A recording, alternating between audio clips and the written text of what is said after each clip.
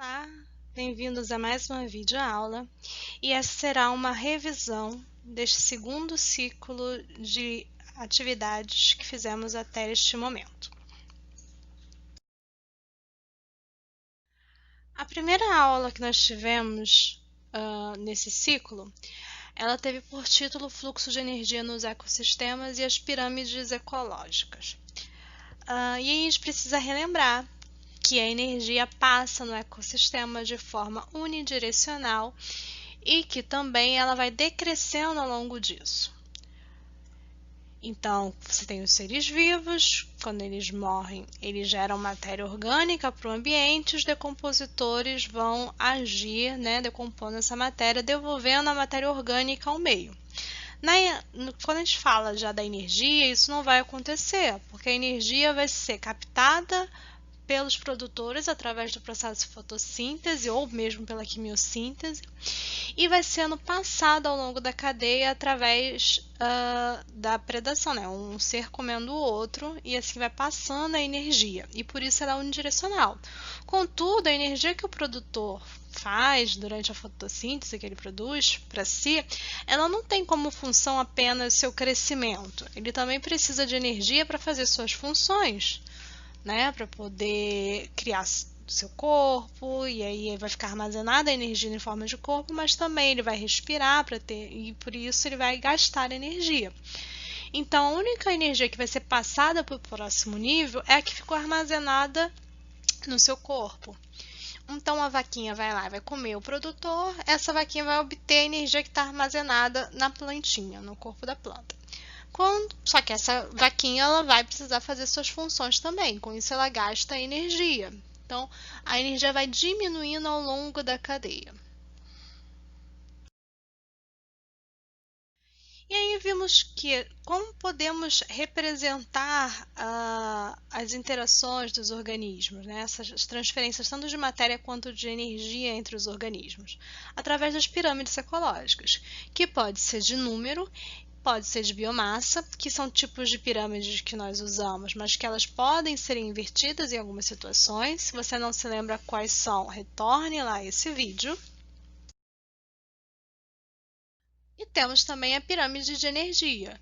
Uma vez que a energia ela é transferida de forma unidirecional e que ela vai decrescendo, vai diminuindo, a pirâmide de energia ela nunca pode ser invertida.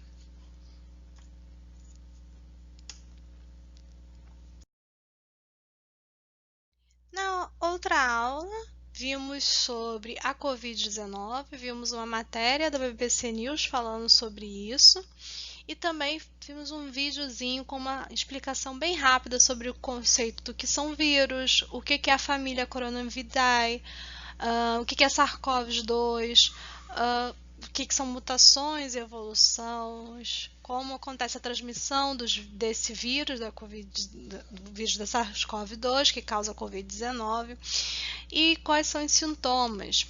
Caso você não lembre, volte a esta aula.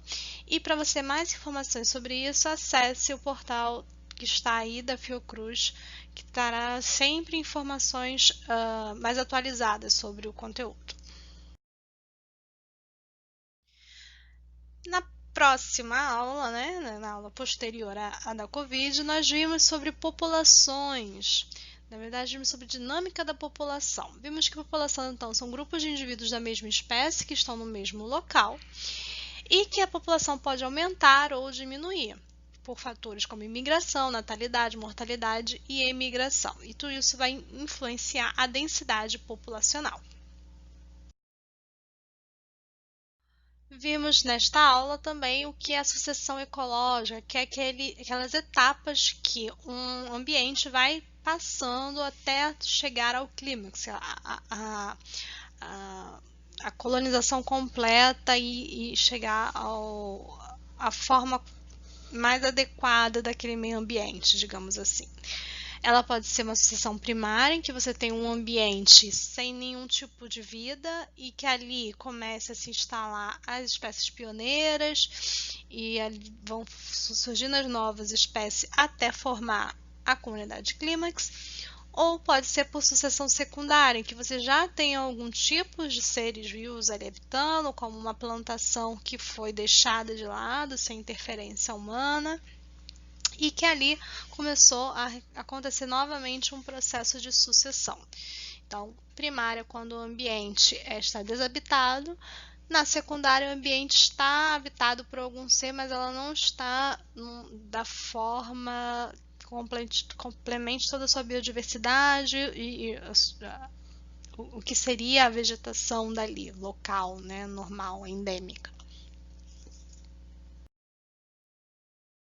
A aula é a aula sobre relações ecológicas, em que nós conversamos sobre como acontecem as interações, seja entre os seres vivos da mesma espécie, e aí a gente vai chamar de relações intraespecíficas, seja com seres vivos de espécies diferentes, que são as interespecíficas. Essas relações podem ser harmônicas, todo mundo fica feliz, né? Ou pelo menos um feliz e o outro não é prejudicado, ou elas podem ser desarmônicas, em que alguém na história é prejudicado. Retorne a esta aula para relembrar sobre sociedade, sobre colônia, essas diferenciações que acontecem. Depois começamos a engatinhar em genética, vimos uma aula introdutória chamada de Bases da Hereditariedade, né, os conceitos básicos que nós devemos ter, relembrar o que é o DNA, o que são genes. Genes, então, são fragmentos do teu DNA que vão condicionar a produção de uma proteína no seu corpo. Então, você tem diversos genes, nós temos 46 cromossomos, que são 46 fragmentos de DNA, e cada um desses fragmentos tem diversos genes. Então, relembrar o processo de transcrição, o processo de tradução em proteínas para mostrar suas funções, e lembrar que esses 46 cromossomos, 23 vieram do nosso pai, através do processo de meiose que formou os espermatozoides dele, e 23 vieram da nossa mãe, através do processo de meiose que formou o ovócito secundário da sua mãe. Eles se fecundaram e formou o zigoto, que se desenvolveu e formou você. Depois começamos a falar de Mendel, Gregor Mendel, pai da genética, um monge que se dedicou a estudar como as características são passadas, são herdáveis. E para isso ele utilizou a ervilha, né, dessa espécie que está aqui, Pisum sativum, para poder estudar diversas características que ela tinha, sua cor, sua forma de semente, da flor, da vagem e do pé, como é onde dava as flores no pé. Então, Mendel começou a desenvolver diversos estudos. E ele chamou as características que estavam presentes na geração, lembra lá? Tinha a geração parental, que era a geração pura dos pais, que davam os primeiros híbridos. Então, o caractere que desapareciam nesse primeiro híbrido, Mendel chamou de recessivo, e aquele que ficava, que permanecia nos seus filhos, no híbrido, ele chamou de dominante.